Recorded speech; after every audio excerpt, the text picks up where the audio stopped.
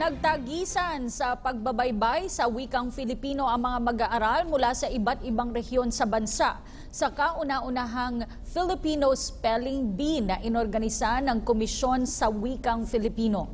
Kasabay nito hinikayat ng organisasyon ng mga kabataan na sa kabila ng makabagong teknolohiya ay patuloy na pag-aralan at pahalagahan ng ating wikang pambansa. Ang ulat mula kay Joy Gumatay. Sa kasagsagan ng techie words and messages na natututunan ng mga bata sa internet at social media, hinihikayat ng Komisyon ng Wikang Pilipino, katuwang ang kapisanan ng mga superbisor at guro sa Pilipino, ang mga kabataan na patuloy na pag-aralan, gamitin at pahalagahan ang wikang Pilipino sa pang-araw-araw nilang pakikipagkomunikasyon. Kaya naman para paigtingin ang kampanya para sa ating pambansang wika, sa kauna-unahang pagkakataon ay nagsagawa ng isang Filipino Spelling Competition ang mga naturang organisasyon. Kung tutusin, para nakakalimutan na ng mga bata. So at saka nais din nating mapalaganap yung bagong ortografiyang Pilipino, yung tamang spelling ng mga salita.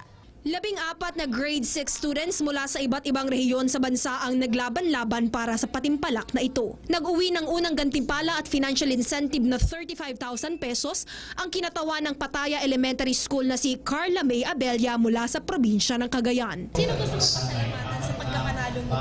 Yung una po sa Diyos po kasi tinulungan niya ako at ginabayan. Saka sa coach ko po na sumanay sa akin ng mabuti, saka sa supervisor ko po na walang sawang sumusuporta sa akin.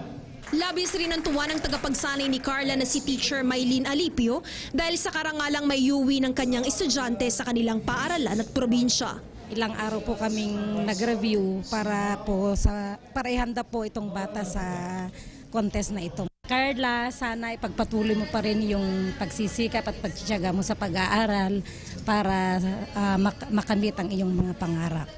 Sa patuloy na kooperasyon ng Komisyon ng Wikang Filipino, Department of Education at iba pang organisasyon na tagapagtaguyod ng Wikang Filipino, magpapatuloy ang mga ganitong uri ng patimpalak tungo sa lalong pagbibigay halaga sa ating pambansang wika.